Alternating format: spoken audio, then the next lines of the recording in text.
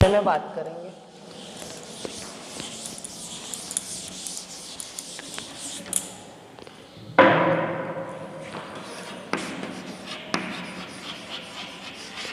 ठीक है, storage polysaccharides generally ऐसे पॉलीसैकेराइड्स होते हैं जो which act as the storage food material in the plants and in the animals as well। ठीक है, तो जैसे फॉर एग्जांपल प्लांट में जो स्टोरेज फूड मटेरियल होता है that is the starch. Okay, so starch is again a type of storage polysaccharide. जैसे कि एनिमल्स के केस में बात करें तो glycogen is the storage food material which is stored in our liver. ठीक है, तो glycogen is also a type of storage polysaccharide. ठीक है, तो हम लोग सबसे पहले जो सबसे इंपॉर्टेंट है उनके बारे में डिस्कस करेंगे। We will be discussing about first the starch, second the glycogen. ठीक है, अब स्टोरेज पॉलीसैकेराइड्स जो हैं इनके कुछ कैरेक्टरिस्टिक हैं। ठीक है, कैरेक्टरिस्टिक ये है कि जब स्टोरेज पॉलीसैकेराइड्स में पॉलीमराइजेशन होता है, मतलब मोनोमर्स के बीच में बॉन्ड फॉर्मेशन होता है, तो मोनोमर्स के बीच में बॉन्ड फॉर्मेशन होने के टाइम पे एक वाटर का जो मॉलिक्यूल है वो एलिमिनेट होता है।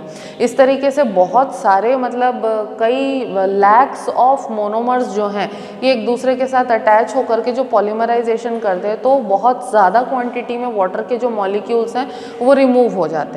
वाटर के मॉलिक्यूल रिमूव होने से क्या होता है कि जो पॉलीसैकेराइड बनता है, एक तो उसकी स्टेबिलिटी इंक्रीज हो जाती है, दूसरा चीज़ क्या होता है कि इनका जो स्ट्रक्चर है वो और ज़्यादा कॉम्पैक्ट बन जाता है और ज़्यादा क्रूड बन जाता है। तो इनकी जो पैकेजिंग होती है वो बहुत कॉम्पैक्ट पैकेजिंग होती है, सो दैट सेल के अंदर ये ज़्यादा स्पेस नहीं घेरते और कम स्पेस के अंदर भी ज़्यादा क्वांटिटी में जो स्टोरेज फूड मटेरियल है वो स्टोर किया जा सकता है। तो कम स्पेस में भी ज़्यादा स्टोरेज फूड मटेरियल जो है वो अकोमोडेट हो जाएगा, पहली चीज़। ठीक है, दूसरी चीज़ ये वाटर में सॉल्यूबल नहीं होते हैं। ठीक है, तो सेल के ऑस्मोटिक कंटेंट पे या टर्जिडिटी वगैरह पे इनके रहने से कोई फ़र्क नहीं पड़ता है। दूसरी चीज़ इनका साइज़ जो है बहुत बड़ा होता है। साइज़ बड़ा होने की वजह से ये इजीली जो प्लाज्मा मेम्ब्रेन है उसको क्रॉस करके इधर से उधर जा नहीं सकते हैं और इनका यूटिलाइजेशन सिर्फ तभी होता है जब प्लांट को या जब एनिमल को एक्चुअली इनकी नीड होती है।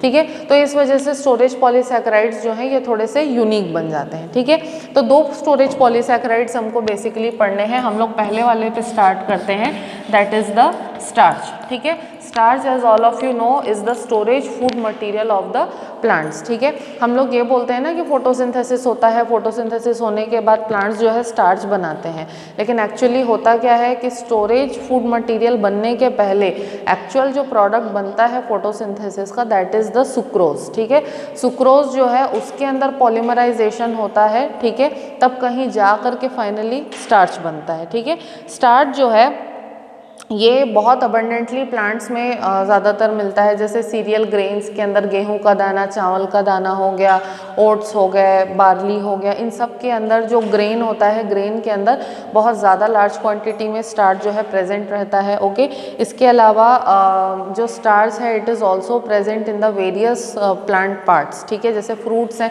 फ्रूट्स के अंदर भी स्टार्च जो है वो स्टोर होता है। ठीक है, अब जनरली स्टार्च जब प्लांट्स के अंदर स्टोर होता है it is stored in the form of grain, जिसको कि हम लोग कहते हैं स्टार्च ग्रेन। ठीक है, ये जो स्टार्च ग्रेन होता है इसमें बेसिकली ये स्टार्च ग्रेन बनता कैसे है कि स्टार्च के जो मल्टीपल मॉलिक्यूल्स होते हैं, ठीक है, स्टार्च के मल्टीपल मॉलिक्यूल्स जो हैं एक स्पेसिफिक पॉइंट होता है, उस स्पेसिफिक पॉइंट के चारों तरफ जो है अपने आप को अरेंज करते हैं। ठीक है, तो ये जो स्पेसिफिक पॉइंट होता है, सेंट्रल पॉइंट, ये जो पॉइंट है इसको हम लोग कहते हैं हाइलम। ठीक है, और ये जो हाइलम होता है इसके चारों तरफ जो है स्टार्च के मॉलिक्यूल्स इस तरीके से एक्सेंट्रिक सर्कल्स बनाते जाते हैं, एक्सेंट्रिक सर्कल्स बना के खुद को अरेंज करते जाते हैं। ठीक है, तो एज अ रिजल्ट जो स्ट्रक्चर बनता है इस स्ट्रक्चर को हम लोग कहते हैं क्या, स्टार्च ग्रेन कहते हैं। This is the centre point which is known as the hilum, और हाइलम के चारों तरफ स्टार्च के मल्टीपल मॉलिक्यूल्स जो हैं अपने आप को एक्सेंट्रिक सर्कल्स में अरेंज करते हैं। ठीक है, तो ये जो स्टार्च ग्रेन है इसका शेप जो है अलग अलग प्लांट्स में अलग अलग होता है। किसी में कम्प्लीटली स्फेरिकल होता है, किसी में एलिप्टिकल होता है, किसी में ओवल होता है। तो हर प्लांट के अंदर स्टार्च ग्रेन का शेप जो है दैट इज़ डिफरेंट। ठीक है, अब स्टार्च जो है इसकी केमिकल नेचर के बारे में अगर बात करें, ठीक है, तो स्टार्च जो है ये जनरली दो कंपोनेंट से बनता है। ठीक है, एक होता है अमाइलोज एंड दूसरा होता है अमाइलोपेक्टिन। ठीक है, एक है अमाइलोज एंड दूसरा है अमाइलोपेक्टिन। अमाइलोज और अमाइलोपेक्टिन दोनों ही पॉलीमर्स हैं किसके? ग्लूकोज के। ठीक है, दोनों ही ग्लूकोज के ही पॉलीमर हैं। ठीक है, बस डिफरेंस कहाँ पर आता है? नंबर ऑफ ग्लूकोज मॉलिक्यूल्स पे। जैसे कि अमाइलोज जो है इसमें 200 से लेके 2000 ग्लूकोज के यूनिट्स या ग्लूकोज के मोनोमर्स होते हैं। ठीक है, और अमाइलोपेक्टिन जो होता है इसके अंदर 2000 से लेकर के 2 लाख तक ग्लूकोज के रिपीटिंग यूनिट्स जो है हो सकते हैं। ठीक है, अब दोनों में और क्या डिफरेंस आता है कि जितना भी स्टार्च है, ठीक है, स्टार्च में से 20 to 30% जो कंपोजिशन है स्टार्च का वो अमाइलोज बनाता है। बाकी जो 70% कंपोजिशन होता है स्टार्च का that is made up of the amylopectin. और दूसरी चीज़ क्या है कि अमाइलोज जो है ये इजीली पानी में डिज़ोल्व हो जाता है, लेकिन अमाइलोपेक्टिन जो है वो इजीली पानी में डिज़ोल्व नहीं हो पाता है। This is the basic difference between the amylose and the amylopectin. ठीक है, हाउएवर इनके बीच में जो मोनोमर्स हैं, ग्लूकोज के जो मोनोमर्स हैं, इनके बीच में जो बॉन्ड फॉर्मेशन होता है दैट इज 1,4 ग्लाइकोसिडिक बॉन्ड। ठीक है, the bond form between the successive repeating units of glucose is 1,4 glycosidic bond. इसके हेल्प से जो है बॉन्ड का फॉर्मेशन होता है। ठीक है, अब इसका जो अगर दूसरा नेचर बताऊं कि ये जो मैंने आपको स्टार्च के ग्रेन का स्ट्रक्चर बताया था ना, स्टार्च के ग्रेन के स्ट्रक्चर में जो बीच में मैंने आपको हाइलम बताया था, ठीक है, तो ये जो हाइलम वाला पोर्शन है यहाँ पे जो है आयोडीन के मॉलिक्यूल स्टार्च के साथ क्या कर सकते हैं? बाइंड कर सकते हैं, बॉन्ड फॉर्मेशन कर सकते हैं। ठीक है, तो इसके वजह से आयोडीन के प्रेजेंस की वजह से स्टार्च का जो कलर है वो थोड़ा सा ब्लूइश टाइप का जो है स्टार्च का कलर आ सकता है।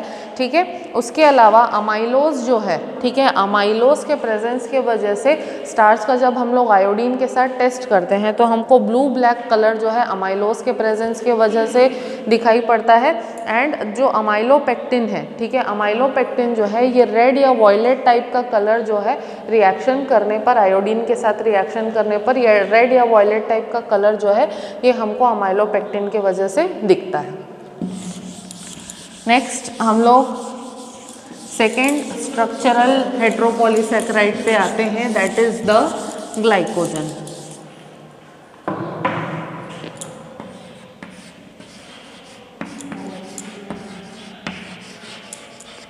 ठीक है, ग्लाइकोजन जो है ये एनिमल्स में as a storage food material act करता है। एनिमल्स के अलावा ग्लाइकोजन जो है ये स्मॉल पार्टिकल्स या ग्रैन्यूल्स के फॉर्म में बैक्टीरिया और फंजाई में भी प्रेजेंट रहता है।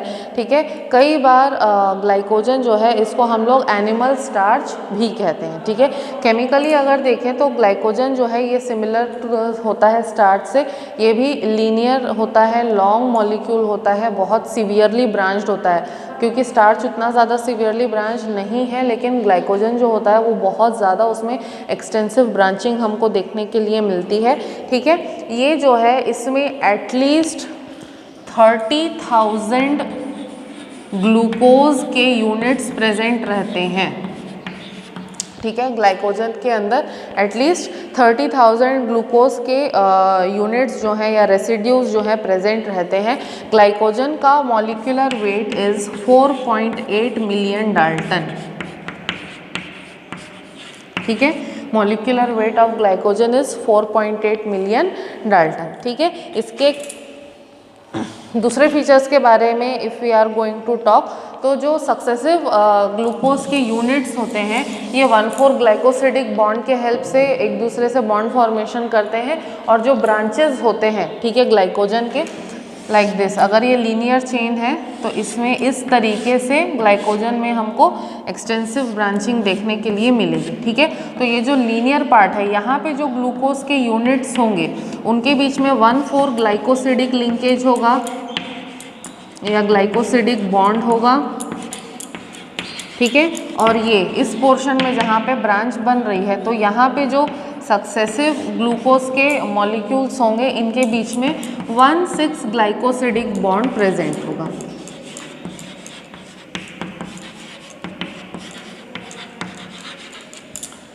ठीक है, this is the basic difference. ठीक है, उसके अलावा ग्लाइकोजन जो है ये यूजुअली इसका फॉर्मेशन और स्टोरेज जो है हमारे मसल के सेल्स में और हमारे लिवर के सेल्स में होगा। एक एडल्ट ह्यूमन बीइंग का जो लिवर है किसी भी गिवन टाइम पे, ठीक है, लिवर के सेल्स में एटलीस्ट 100 ग्राम ग्लाइकोजन जो है उसको स्टोर करके रखता है। ठीक है, तो 100 ग्राम ग्लाइकोजन जो है एट एनी गिवन टाइम हमारे लिवर के सेल्स के अंदर स्टोर रहता है। ठीक है, तो जब कभी भी हमको इमरजेंसी सिचुएशन में एनर्जी की रिक्वायरमेंट पड़ती है, ग्लाइकोजन जो है उसका ब्रेकडाउन होता है ग्लाइकोजिनोलाइसिस के थ्रू।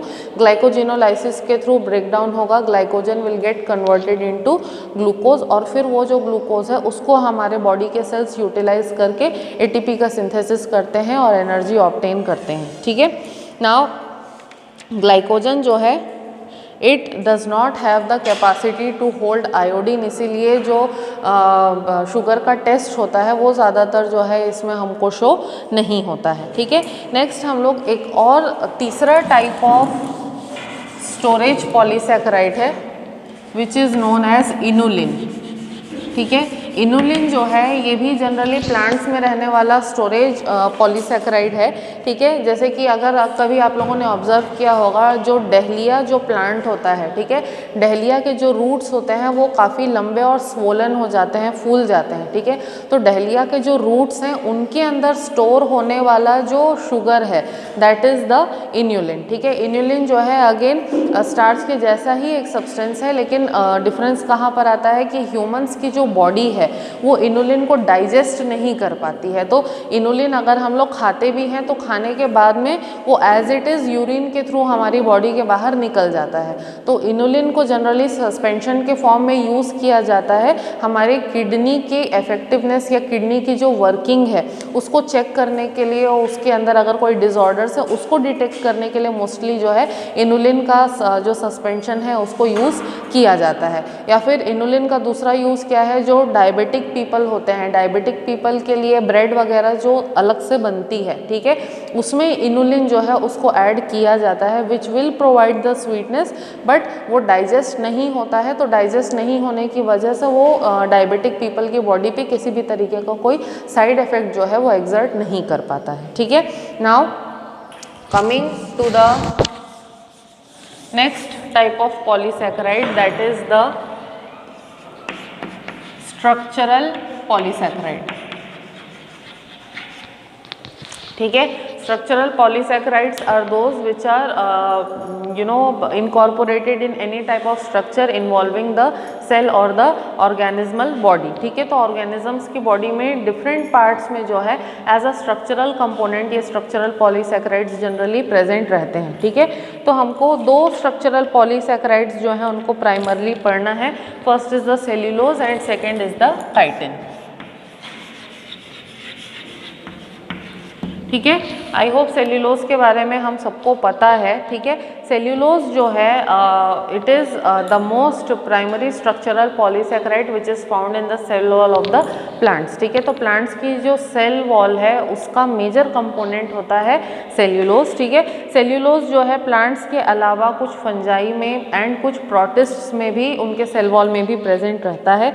ठीक है, सेल्यूलोज जो है ये it is one of the most abundant polysaccharides on the surface of the earth. हमारी अर्थ के सरफेस पे जितने भी ऑर्गेनिजम्स हैं उसमें से अगर जितने भी कार्बोहाइड्रेट्स है उसका कैलकुलेशन हम लोग करें तो 50% शेयर जो है वो किसको जाएगा, सेल्यूलोज को ही जाएगा। तो सेल्यूलोज काफ़ी ज़्यादा क्वांटिटी में अबंडेंट होता है। ठीक है, नाउ सेल्यूलोज जो है it is a fibrous polysaccharide which is having high tensile strength. ठीक है, आई होप टेंसाइल स्ट्रेंथ क्या होती है आप सबको पता है and I won't need to explain it again. ठीक है, cellulose as a molecule it is consisting of a linear and unbranched chain. Cellulose it is linear, it is not branched. ठीक है, जिसमें 6000 या मोर ग्लूकोज रेसिड्यूज होते हैं, 6000 और मोर glucose residues होते हैं सेल्यूलोज के अंदर। ठीक है। सेल्यूलोज जो है इसका molecular weight is between 0.5 to 2.5 million Dalton's. 0.5 to 2.5 million Dalton's is the molecular weight. ठीक है। सेल्यूलोज के जो मॉलिक्यूल्स होते हैं, ठीक है, ये एक्चुअली इंडिविजुअली प्रेजेंट नहीं रहते। सेल्यूलोज के मॉलिक्यूल्स का, या ये जो हम लोग कहें सेल्यूलोज का एक जो स्ट्रैंड है, ठीक है, एक स्ट्रैंड जो है उसके साथ में दूसरा स्ट्रैंड जो है बॉन्ड फॉर्मेशन करता है, लेकिन एंटी पैरेलल फॉर्म में। मतलब कि सेल्यूलोज का एक स्ट्रैंड अगर इस डायरेक्शन में भाग रहा है तो दूसरा स्ट्रैंड जो है इस डायरेक्शन में भागेगा, और दोनों स्ट्रैंड्स जो हैं इनके बीच में हाइड्रोजन बॉन्डिंग प्रेजेंट रहेगी, लाइक दिस। तो हाइड्रोजन बॉन्डिंग के हेल्प से दो ग्लूकोज के जो मॉलिक्यूल्स हैं वो क्या करेंगे, आपस में बॉन्ड फॉर्मेशन करेंगे, जिसके वजह से सेल्यूलोज जो है उसमें बहुत ज़्यादा स्टेबिलिटी अचीव हो जाती है, बहुत ज़्यादा स्टेबल मॉलिक्यूल होता है सेल्यूलोज। ठीक है। नाउ सेल्यूलोज जो है, अगर एक सेल्यूलोज का जो माइक्रोफिब्रिल है उसको अगर हम लोग ऑब्जर्व करें तो एक माइक्रोफिब्रिल के अंदर, सेल्यूलोज का एक माइक्रोफिब्रिल जो है इसके अंदर एटलीस्ट 2000 सेल्यूलोज के जो मॉलिक्यूल्स हैं वो हमको देखने के लिए मिलेंगे। तो आप खुद सोचो कि सेल्यूलोज जो है कितना छोटा मॉलिक्यूल होता होगा। ठीक है। 2000 सेल्यूलोज के मॉलिक्यूल्स मिल करके एक माइक्रोफिब्रिल बनाते हैं, और इस माइक्रोफिब्रिल को भी हमको माइक्रोस्कोप में ही ऑब्जर्व करना पड़ता है। तो आप लोग सोचो कि मॉलिक्यूल कितना छोटा बनता होगा। ठीक है। नेक्स्ट जो स्ट्रक्चरल पॉलीसैकेराइड है उस पर हम लोग आते हैं, दैट इज काइटिन।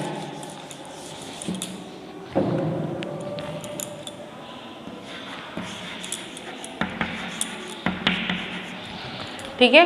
काइटिन जो है it is yet again another type of structural polysaccharide. Chitin जो है इसको हम लोग ऑल्टरनेटिवली फंगल सेल्यूलोज भी बोलते हैं, क्योंकि प्राइमरली फंगस का जो सेल वॉल होता है, फंगस के सेल वॉल के अंदर ही काइटिन जो है सबसे ज़्यादा क्वांटिटी में पाया जाता है।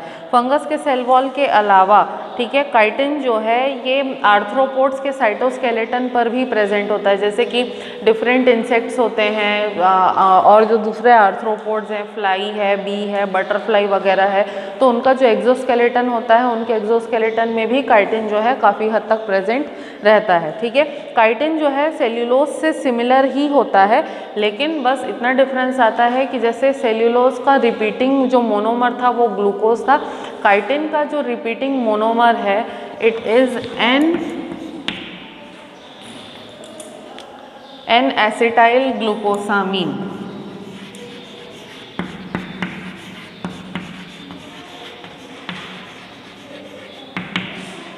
ठीक है। It is a modified saccharide. ठीक है। एक मॉडिफाइड पॉलीसैकेराइड है जिसमें कि अमीन ग्रुप जो है वो प्रेजेंट रहता है। ठीक है। तो एन एसिटाइल ग्लूकोसामीन जो है it is the repeating unit of the chitin. N acetyl glucosamine के जो यूनिट्स होते हैं उनके बीच में अगेन 1,4 ग्लाइकोसिडिक लिंकेज होता है, जिसके थ्रू उनका पॉलीमराइजेशन होगा और फाइनली काइटिन का जो मॉलिक्यूल है उसका सिंथेसिस होता है। ठीक है।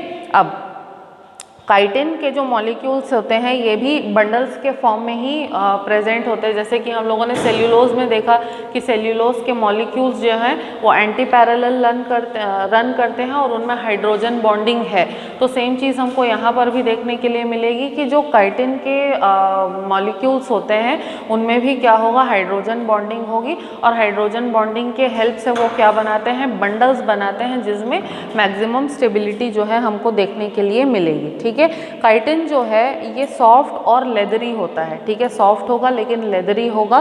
ठीक है। उसके अलावा अगर काइटिन के अंदर कैल्शियम के जो सॉल्ट्स हैं, जैसे कि कैल्शियम कार्बोहाइड्रेट है, अगर उसका डिपोजिशन हो जाए तो काइटिन जो है वो काफ़ी हार्ड एंड काफ़ी टफ भी हो जाता है। ठीक है।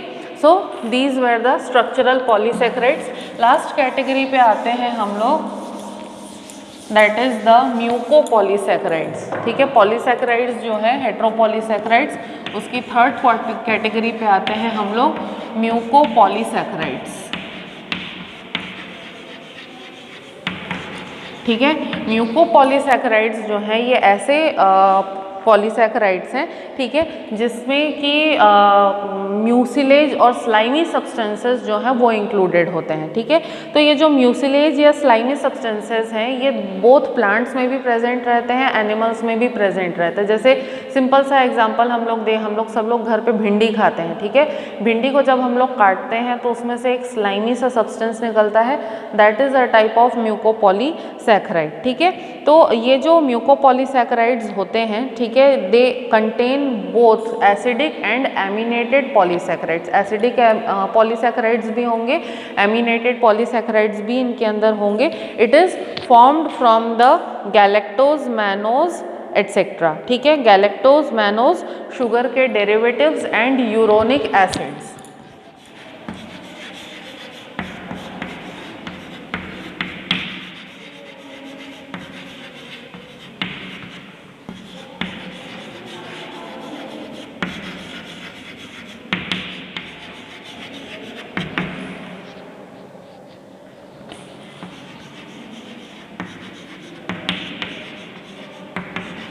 ठीक है, galactose, mannose sugar derivatives and uronic acid के हेल्प से जो है म्यूकोपॉलीसैकेराइड्स जनरली बनते हैं, ठीक है। Mucopolysaccharides they are also found in the cell wall of the bacteria, और जो हमारे बॉडी के कनेक्टिव टिश्यूज़ होते हैं, हमारे बॉडी के जो फ्लूइड्स होते हैं, उनके अंदर भी म्यूकोपॉलीसैकेराइड्स जो हैं ये प्रेजेंट रहते हैं, ठीक है। म्यूकोपॉलीसैकेराइड्स जो है और भी बहुत सारे इंपॉर्टेंट फंक्शन हमारी बॉडी में परफॉर्म करते हैं, जैसे कि हमारे लिगामेंट्स और टेंडन्स जो होते हैं हमारे बोन्स के बीच में, मसल्स के बीच में, तो लिगामेंट्स और टेंडन्स में लुब्रिकेशन प्रोवाइड करने का काम करते हैं म्यूकोपॉलीसैकेराइड, ठीक है। एक म्यूकोपॉलीसैकेराइड होता है जिसको हम लोग कहते हैं हेलुरोनिक एसिड। हेलुरोनिक एसिड जो है ये एनिमल सेल्स के बीच में प्रेजेंट रहता है और एक सीमेंटिंग मटेरियल के जैसे एक्ट करता है, ठीक है। अगेन कॉन्ड्रोइटिन सल्फेट नाम का एक म्यूकोपॉलीसैकेराइड होता है which is deposited in the cartilage and in the connective tissue of our body, ठीक है।